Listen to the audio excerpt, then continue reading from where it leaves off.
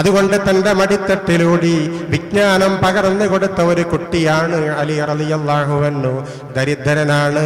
ഒട്ടകത്തിന് പുല്ലരിഞ്ഞുകൊണ്ട് കിട്ടുന്ന നാണയത്തൊട്ടുകൊണ്ടാണ് ഉപജീവനം കഴിക്കുന്നത്. സ്വന്തമായി വീടും നല്ല ഒരു ജോലിയും ഇല്ലാത്ത വ്യക്തിയാണ്. എന്നിട്ടും അള്ളാഹുവിന്റെ റസൂലിന്റെ ആഗ്രഹം എന്തായിരുന്നു? തന്റെ മകളെ വിവാഹം ചെയ്തു കൊടുക്കുന്നത് അലിയനാവണം. എന്തേ കാരണം? അലി ഒരു പണ്ഡിതനാണ്, ദീനീ ബോധമുള്ളവനാണ്. സാന്ദർഭികം ഞാൻ ഓർമ്മപ്പെടുത്തുകയാണ്. എൻ്റെ പൊന്നു സഹോദര സഹോദരി, നിന്റെ പൊന്നു മോൾക്ക് നീ ഒരു പുതിയ ആപ്പിളയെ അന്വേഷിക്കുമ്പോൾ ആദ്യമായി ചിന്തിക്കേണ്ടത് ദീനീ ബോധമുള്ളവനാണോ, ദീനീയായ അറിവുള്ളവനാണോ എന്നാണ്. ഭൗതികമായ വിദ്യാഭ്യാസം ഉണ്ടാവാം, പക്ഷേ ഒരു കാര്യം തിരിച്ചറിയണം, എഞ്ചിനീയറിംഗ് കൊണ്ടോ MBBS കൊണ്ടോ ഒരിക്കലും മനുഷ്യത്വം ഉണ്ടാവുകയില്ല.